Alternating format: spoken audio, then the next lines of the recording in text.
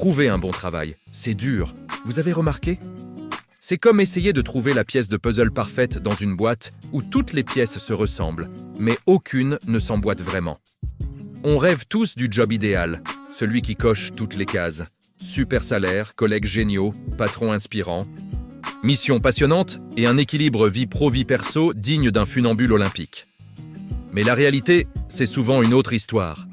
On se lance, plein d'espoir, dans cette quête.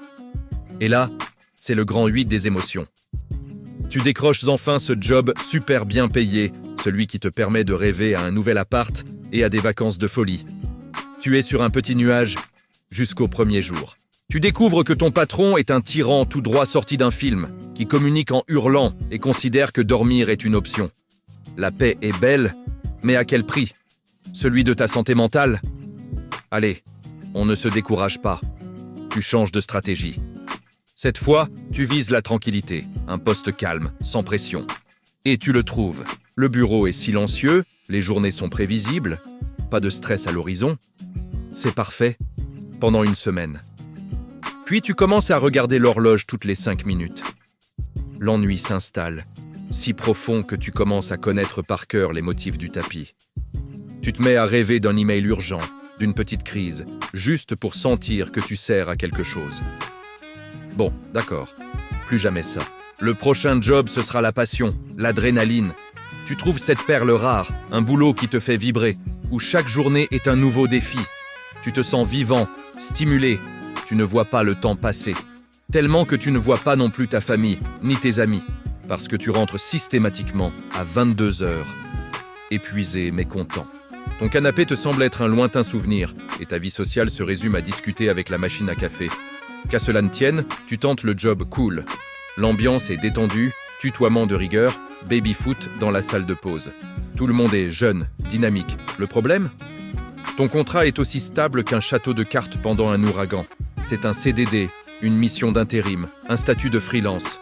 Tu savoures l'instant présent, mais avec cette petite angoisse permanente. Et après?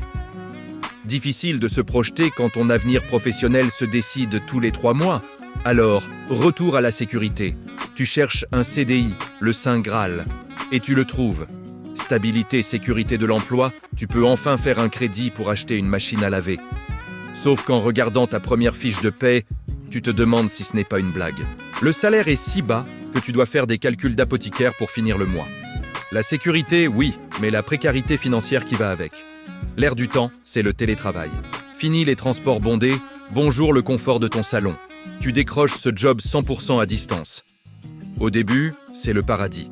Travailler en pyjama, gérer ton temps.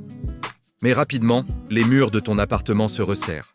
Tes seules interactions sociales sont avec le livreur de pizza et tes collègues via un écran.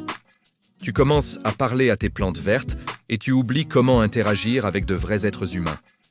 Peut-être faut-il viser une grande entreprise, un poste stable dans un grand groupe. Tu obtiens ce poste. Le salaire est correct, les horaires aussi. C'est confortable. Trop confortable. Tu réalises vite que ton chemin de carrière est un long couloir sans porte ni fenêtre. Aucune perspective d'évolution. Aucune chance de promotion avant la retraite du grand patron, qui a l'air en pleine forme. Tu es sur des rails, et tu sais exactement où tu seras dans 10 ans, au même endroit. À l'opposé, il y a la start-up, l'énergie, l'innovation, la promesse de changer le monde. Tu rejoins une équipe surmotivée. On te donne des responsabilités, on te dit que tu es un élément clé, c'est grisant. Mais rapidement, tu comprends qu'ils ne veulent pas seulement ton temps et tes compétences. Ils veulent ton âme. On attend de toi que tu vives, manges et dormes pour l'entreprise. La frontière entre vie pro et vie perso n'existe plus. Tu es une ressource et ils comptent bien l'exploiter jusqu'à la dernière goutte. Parfois, la chance te sourit. Tu tombes dans une équipe formidable, des collègues qui deviennent des amis. L'ambiance est géniale, vous riez, vous vous entraidez. C'est le top. Sauf que vous passez votre temps en réunion. Réunion pour préparer la réunion, réunion pour débriefer la réunion. Des journées entières à discuter de ce que vous pourriez faire, sans jamais avoir le temps de le faire réellement. La productivité est proche de zéro, mais qu'est-ce qu'on s'amuse. Enfin, il y a le job flexible, horaires aménageables, jours de télétravail. La promesse d'un équilibre parfait. Sur le papier, c'est magnifique. En pratique, Cette flexibilité signifie que tu es joignable tout le temps. Ton agenda est un Tetris infernal où chaque trou est immédiatement comblé par une nouvelle tâche, un nouvel appel. La flexibilité, c'est surtout celle de devoir t'adapter en permanence aux urgences des autres. Alors, que faire? Le job parfait est-il un mythe? Une licorne qu'on ne croisera jamais? Peut-être qu'il n'existe pas de solution unique. Le travail idéal d'aujourd'hui ne sera peut-être pas celui de demain. Nos priorités changent. Un jour, on veut la sécurité, le lendemain, l'aventure. Un jour, on veut l'argent, le lendemain, le temps libre.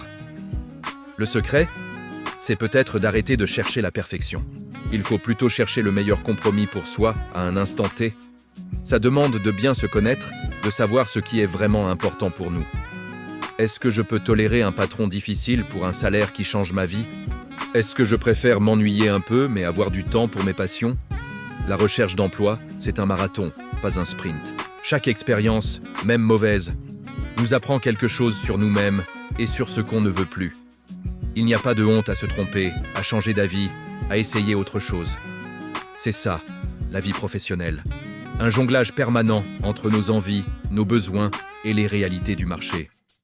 Alors, soit on apprend à accepter les imperfections du job qu'on a en se concentrant sur le positif, soit on se prépare à continuer de jongler, à chercher, à expérimenter, jusqu'à trouver le bon équilibre pour nous, ici et maintenant.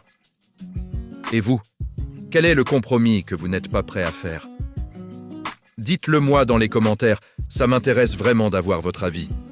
N'oubliez pas de vous abonner pour ne pas rater les prochaines vidéos. À très bientôt.